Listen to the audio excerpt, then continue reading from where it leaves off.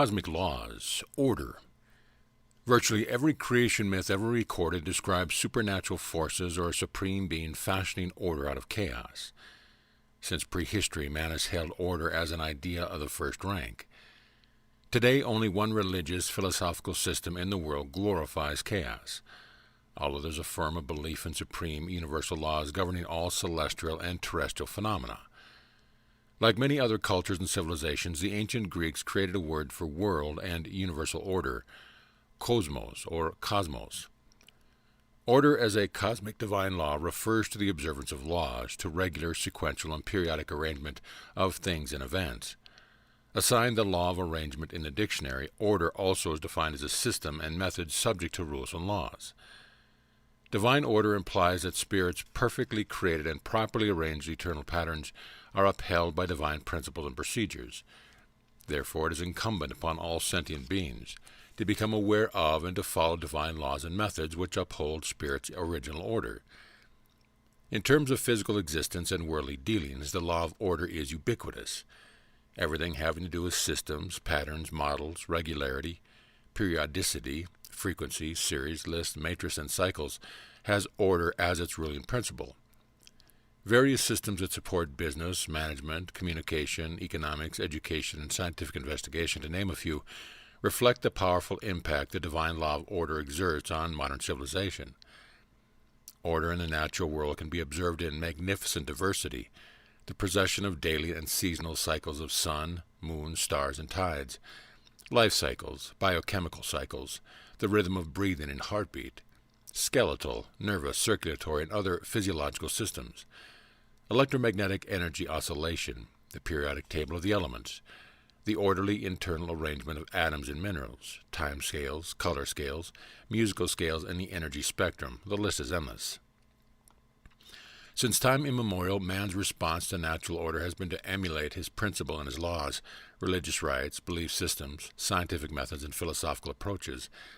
In his overview on law and religion in the Encyclopedia of Religion, Harold Berman writes, "In virtually all societies, the established legal process of allocating rights and duties, resolving conflicts, and creating channels of cooperation are inevitably connected with the community's sense of and committed to ultimate values and purposes." Among many notable examples, Berman cites Hebrew, Muslim, and Hindu legal systems.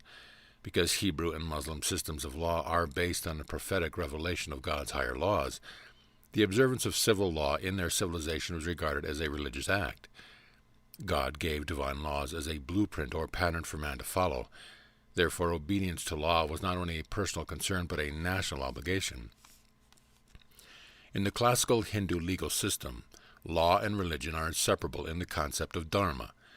Dharma comes from the Sanskrit dhri, which literally means to support.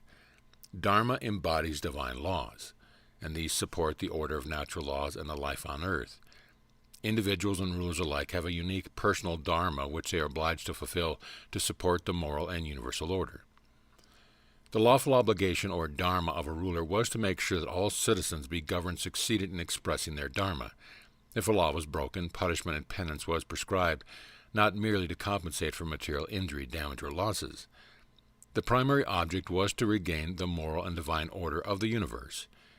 Israelite laws were similarly perceived as active forms of behavior that preserved God's order, and were rather than a passive, punitive measure to redress legal code violations. In both these cases, the foremost priority was the dual rehabilitation of the person and of the cosmic order. Rehabilitation should be the top priority of every legal system on the planet today. Since man's fall from grace, spirit in essence has been rehabilitating us back into our true, inherent spiritual being. Eternal punishment or damnation is a false man-made concept. God heals infractions of divine law, departures from the cosmic order by law. Every person is an integral part of the cosmos. Each one's God-given, unique contribution of love and service is required to uphold the order of the universe. As long as even one member of the family of man is unable to give that love, there cannot be perfect order. In a February 6, 1963 communication, the Apostle Paul channeled information about divine laws, order, and their relationship to God. Paul, known as Hilarion on the etheric planes, is a member of the hierarchical board. the spiritual government of ascended masters whose obligation is to maintain divine order in this solar system. We do not proffer to you one system, but we offer multitudinous systems that have been used on every form and every level of creation where there are form and intelligent life. Do not think for 1 minute that all intelligent life is as man sees it, in other words, a man form with animal and vegetable kingdoms. There are intelligent forms of life which have ways of systems, governments, and societies that are unlike those which are found in our present solar system. But in these forms, in these organizations, they follow the same divine principle that are and must be always, for God is the rules or the regulation of divine procedure. The word God is a simplified terminology meaning divine law, good and order. Under those words and these letters alone, often it is told that God symbolizes all that is good. And this is true. But good is what is the fundamental law that is unchangeable. This is what is good. It also is divine, in the fact that it cannot be changed regardless of the formation it takes. Therefore, if you are to follow this principle and to bring about goodness and God's divine plan, you must follow the laws that are unchangeable. Integration, unity, relationship, and interdependence, one form with another, are part of this goodness, this order, this divinity, which is God. There are many gospels, there are many books, and there are many scriptures that have come down through the ages, and all speak the same fundamental law, integration, unity, oneness, and love. These are the divine laws of the universe, that no matter what form it has taken, no matter what experiment or experience it desires, it feels its way through these fundamental first orders. There are second and third levels of orders which are in the form of experimentation, but the first orders or the first rules of the divine are unchangeable, and must be adhered to regardless of the realm, the dimension, or the creation. This book attempts to summarize the universal first-order laws of the cosmos. It would be impossible to cover all the divine patterns and procedures on display throughout God's creation. However, we can mention a few of the ways spirit itself is organized. Besides cosmic laws, the Godhead manifests 7 divine attributes known as the 7 rays or flames of life. At the head of each of the 7 rays is a being, an Elohim, who represents and expresses that ray. On March 19, 1969, in a communication on the hierarchical order of the creation and evolution of man, Sananda Jesus shed light on the existence and functioning of the 7 rays of life. Beyond the angelic realm are the 7 flames of life, or Elohim, the lights, or the light of God, 7 times manifest, each giving expression to one or more aspects of the God force.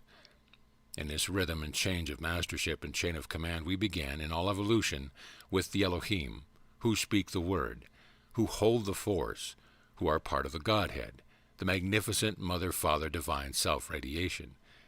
This is unmanifested glory in the opposite polarities and perfect balance and perfect expression of impulse by which each thing is derived. 7 steps are required to bring out manifested form. 7 words or ideas are involved. Out of the Godhead come the initial 7, who are part of God, but not all of God: will and power, intelligence and wisdom, love and feeling, cohesion or crystallization, healing or balance, cleansing and purification, rest and peace finalized. It begins on the realms and in the consciousness of those that are the Elohim, out of the Godhead.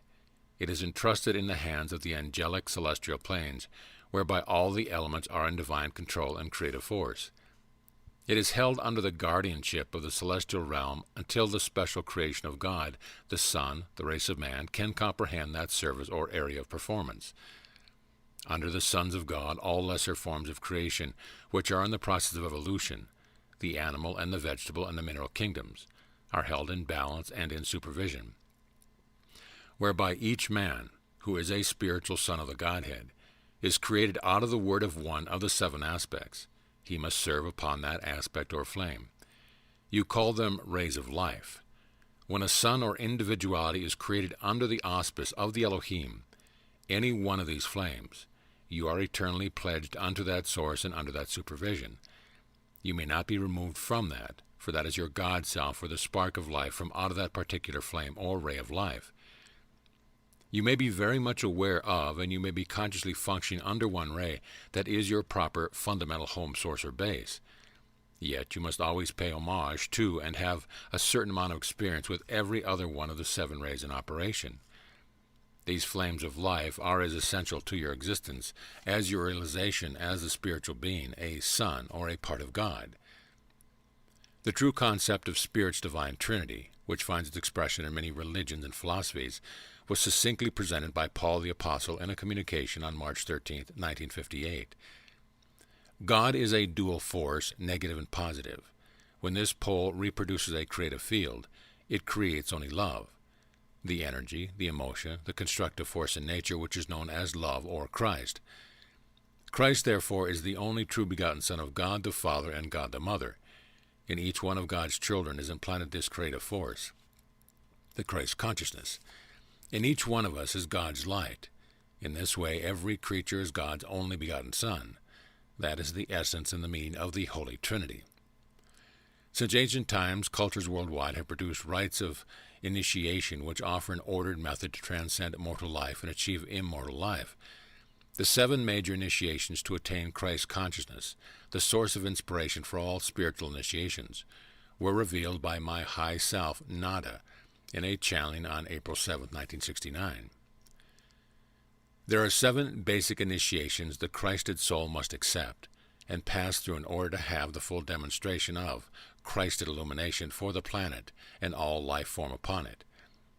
These initiations are steps or avenues of development created by the Spirit within in order to assure that spiritual self for the ongoing and the trust with which the individual soul may meet and work. Never does Spirit give more than the individual soul or the individual body form can accept and handle. Therefore, when the Spirit prepares these steps of initiation, you have to understand they are for your highest good, and set there in order for you to determine your own place and your own strength and your own future. The first step is the spiritual awakening, or the birth of spiritual consciousness. This is the birth of the Christ. The second step is the initiation of the baptism. This takes place within every individual when the fire of the Spirit descends upon the consciousness, and all that you are and all that you wish to become is bathing your entire auric field. You become immersed in this energy and this fire. Fire and water together are a symbol here, used as counterbalances so you'll understand that the fire of Spirit cannot be put out by the waters of your own immersing or bathing or cleansing. There is a dual aspect in this baptism, for you feel the energy of fire coursing through your entire body and the mind, and you feel aflame with all the power God has given each of us her individual creations, her own sons, which you are. Then you feel the desire to bathe yourself for cleanliness. You feel the desire to disperse any of the errors of your ways and all the evil that you may have been done in your life. The third step is that when the feeling nature and the love transmutation start to take place, this is when the individual begins to realize he is all love, and that love can be directed and can cause a change within his own beingness. This is the beginning of changing the self from man into spirit, I am. The fourth step is known as transfusion. This is the point where the individual is so infused with the spiritual consciousness and the I am self from within his pattern that he begins to understand his place upon the planet and his works that are required unto him. It is in this fourth step that man begins to know who he is and why he has come to a place where he has arrived. As we move into the fifth step or initiation, we understand it from its point of view. The transfiguration is possible only because the doorway between dimensions is fully open. At the epitome of the transfiguration step, or the fifth initiation, we know then that the doorway is totally opened, totally controlled, and the individual can step back and forth into any of the other dimensions. He can have transfigured over himself, totally transforming him, those who are working with him, and those whose expression of his own past lives that he has experienced, which have led him to the present step or level of life incarnation, where he is at this time. The sixth initiation is that which has to do primarily with the pineal gland. This is the crucifixion and the resurrection. The initiation or the sixth step that man must perform is the resurrection after the crucifixion. So we always combine these two as one. This step of crucifixion, resurrection, must be demonstrated over a period of time. It brings about not only a descent of spirit into the mind and into the function of the brain, which controls the body and thereby transforms it totally from a third into a fourth dimensional vehicle, but it brings about a totally new level of understanding and works.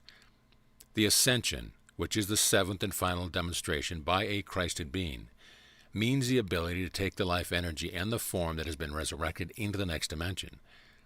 It means the body that has been resurrected, the mind or consciousness which is remained clear and open and unbroken, can be moved by the power that is within the individual at the time into the next sphere of works.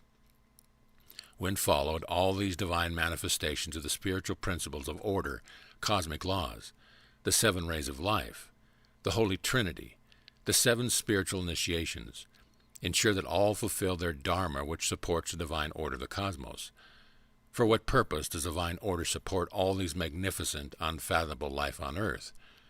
For love. Always for love.